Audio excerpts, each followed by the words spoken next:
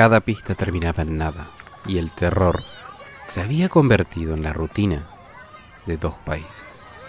La ciudad vivía su rutina entre montañas y plazas coloniales, pero bajo esa calma se ocultaba un hombre que transformó la palabra miedo en una sombra constante, un rostro común capaz de mezclarse entre la multitud, pero que escondía un secreto atroz. Hoy, en Secretos Criminales, el caso de Daniel Camargo Barbosa.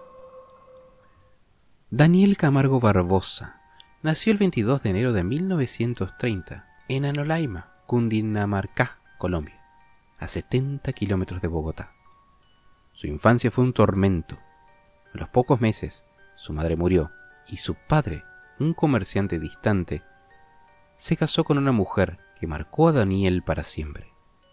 Su madrastra, incapaz de tener hijos, lo humillaba vistiéndolo de niña para ir al colegio, exponiéndolo a las burlas de sus compañeros. Un compañero de la escuela, León 13 en Bogotá, recordó: Daniel brilló en el colegio con un IQ de 116, a pesar de todo, pero la pobreza lo obligó a abandonar los estudios a los 15 para trabajar como vendedor ambulante. En 1960, a los 30 años, se casó con Alcira Castillo en Bogotá, buscando estabilidad, pero en el 67, al encontrarla con otro hombre, su resentimiento contra las mujeres estalló. Con su nueva pareja, Esperanza, Daniel inició un ciclo de crímenes en Bogotá. Engañaban a niñas vírgenes, drogándolas con sedantes para que él abusara de ellas. Un investigador de la época señaló: Daniel planeaba cada crimen con frialdad, como si fuera un ritual. Entre 1967 y 1969, sus ataques se intensificaron, dejando un rastro de horror en Colombia. Los cuerpos de niñas comenzaron a aparecer cerca del Salto del Tequendama, a 30 kilómetros de Bogotá, en una estación llamada El Charquito. Semienterrados, mostraban signos de abuso y estrangulamiento. La prensa lo apodó el sádico del Charquito. En 1974, Daniel fue atrapado en Barranquilla mientras enterraba a una niña de 9 años. Condenado a 25 años en la isla Gorgona, un penal remoto a 400 kilómetros de la costa colombiana. Parecía que su reinado de terror había terminado. Pero en noviembre del 84, Daniel escapó. Estudió las corrientes marinas, construyó una canoa rústica y navegó 3 días sin agua ni comida, rodeado de tiburones, hasta llegar a Tumaco. En diciembre, apareció en Guayaquil, a 270 kilómetros de Quito, vendiendo bolígrafos en la calle y durmiendo en parques, pero su sed de sangre no se detuvo.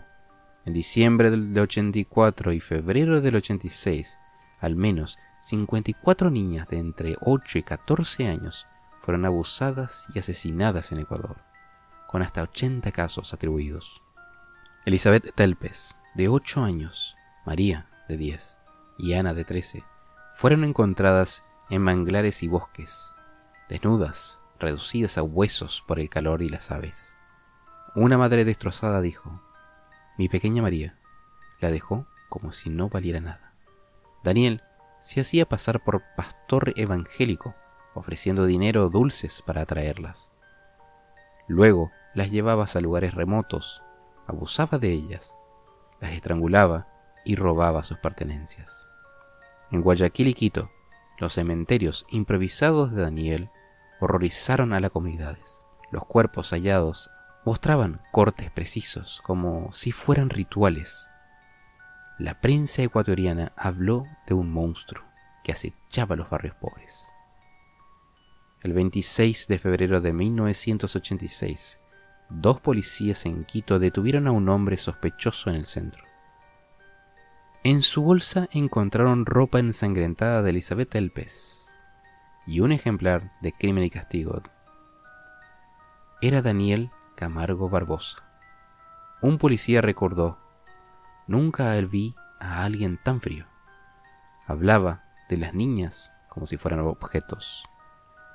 Camargo confesó 54 asesinatos en Ecuador, guiando a la policía a manglares y bosques donde yacían los restos. María Alexandra Vélez, una sobreviviente de 12 años, lo identificó tras un ataque en Guayaquil. Daniel fue condenado en 1986 a 16 años de prisión, la pena máxima en Ecuador. En la cárcel García Moreno de Quito. Allí compartió patio con Pedro Alonso López, el monstruo de los Andes, otro asesino serial. Pero en 1994 su pasado lo alcanzó, y el 13 de noviembre, Giovanni Alcesio Noguera, sobrino de una víctima, lo apuñaló hasta la muerte en el patio.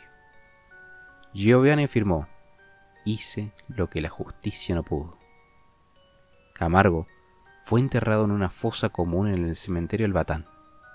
El caso de Daniel Camargo Barbosa dejó una cicatriz en Colombia y Ecuador. En Guayaquil, los padres evitaban dejar a sus hijos solos, y los manglares se volvieron sinónimo de peligro.